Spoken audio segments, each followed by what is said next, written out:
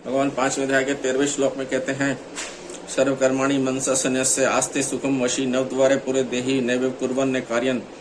जिसकी इंद्रिया और मन वश में है, ऐसा देहधारी पुरुष 9 द्वार वाले शरीर रूपी पूर्व में संपूर्ण कर्मों को विवेक पूर्वक मन से त्याग करके निसंदेह न करता हुआ और न करवाता हुआ सुख पूर्वक अपने स्वरूप में स्थित रहता है। इंद्रिया मन बुद्धि आदि में ममता आसक्ति होने पर ही ये मनुष्य पर अपना अधिकार जमाते हैं। ममता आसक्ति न रहने पर ये स्वतः अपने वश में रहते हैं। सांख्य योगी की इंद्रिया मन बुद्धि आदि में ममता आसक्ति न रहने से ये सर्वथा उसके वश में रहते हैं, इसलिए यहाँ उसे वशी कहा गया है।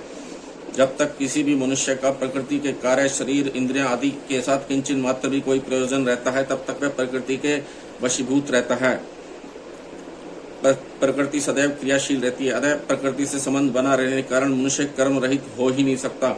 परंतु प्रकृति के कार्य स्थूल सूक्ष्म और कारण तीनों शरीरों से ममता आसक्ति पूर्वक कोई संबंध न होने से सांख्योगी उनकी क्रियाओं का कर्ता नहीं बनता।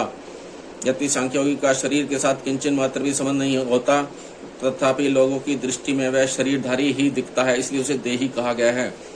9 द्वार पूरे देही शब्द आदि विषयों का सेवन करने के लिए 2 कान, 2 नेत्र, 2 नासिका छिद्र तथा 1 मुख, ये 7 द्वार शरीर के ऊपरी भाग में है। और मल मूत्र का त्याग करने के लिए गुदा और उपस्थ, ये 2 द्वार शरीर के निचले भाग में है।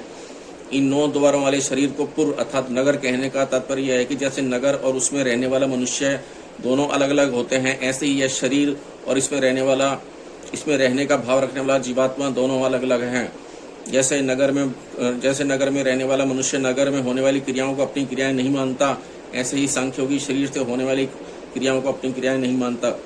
सर्वकर्माणि मनसा संन्यस्य, यहाँ मनसा संन्यस्य पदों का अभिप्राय है कि विवेक पूर्वक मन से त्याग करना।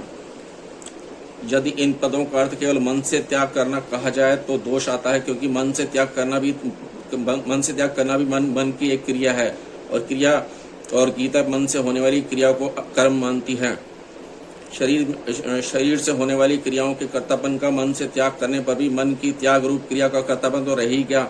अतः मनसा संन्यस्य पदों का तात्पर्य है विवेक पूर्वक मन से क्रियाओं के कर्तापन का त्याग करना, कर्तापन से माने हुए संबंध का त्याग करना।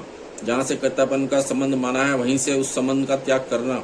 सांख्योगी अपने में कर्तापन न मानकर उसे शरीर में ही छोड़ देता है, अर्थात कर्तापन शरीर में ही है, अपने में कभी नहीं। न्याय कुर्वन्य कार्यन, सांख्योगी में कर्तृत्व और कारित्व दोनों ही नहीं होते, अर्थात वह करने वाला भी नहीं होता और करवाने वाला भी नहीं होता।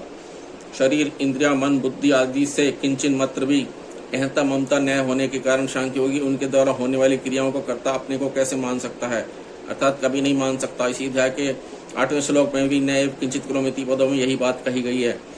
यहाँ शंका होती है जीवात्मा स्वयं का कोई कर्म नहीं करता, परंतु वह प्रेरक बनकर कर्म तो करवा सकता है। इसका समाधान यह है कि जैसे सूर्य भगवान के उदय होने पर संपूर्ण जगत में प्रकाश छा जाता है, लोग अपने अपने कामों में लग जाते हैं।